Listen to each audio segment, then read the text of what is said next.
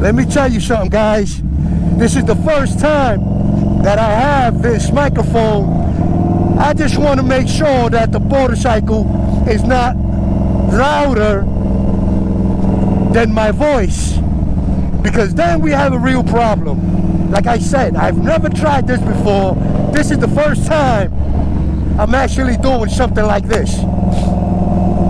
Sounds like a good idea, but let's see if it works. Woo! It's like a good 50 degrees in the end of January. That's like a good spring day, baby. Anyway, I'm out here still on the Sound View. I'm coming over to Clason Point / Harding Park. Now you might be like, what the hell is a Harding Park? Everybody knows Clason Point. Well, Clason Point was broken up into two sections, being Briggs. Briggs was the wife of either Cornell or Clason.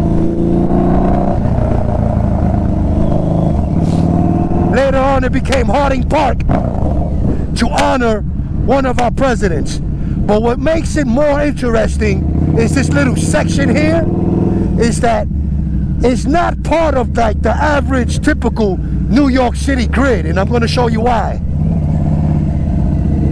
The average New York City grid is measured in blocks. A block is a New York City square, like let's just say, quote unquote, road. Right? Now, you will notice that there's always construction going on in this area. People was always making additions to the houses. And it's a ever-going process. There's always construction here. Look, you can see now, on a good Sunday, these guys are still working up there. But there's always construction. And I think it's duly because the construction zone doesn't really fall under the New York City grid code. Right? Pretty weird. But I'm going to give you an example of how awesome this is.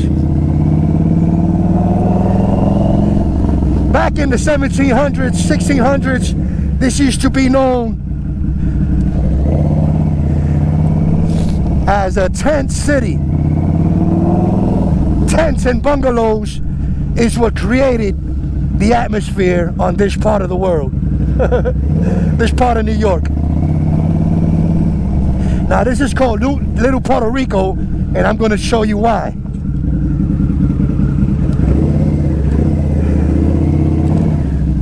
These little houses area over here, these little alleys,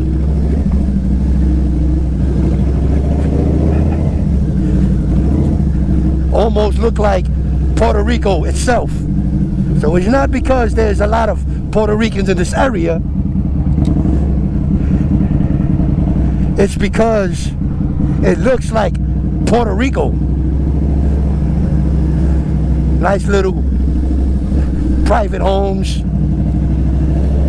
Used to be seasonal, but these are obviously occupied all year round.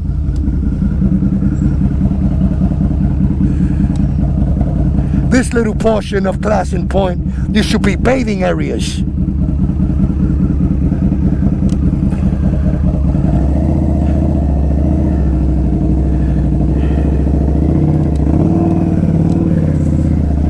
Yeah, baby, we're getting live now. I kind of like this little groovy thing here we got going.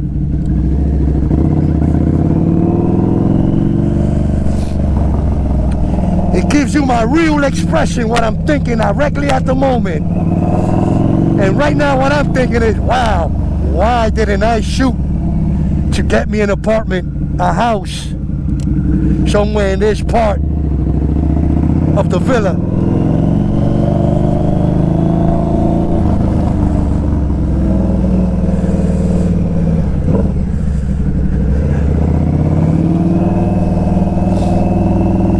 A lot of history out here in the Bronx.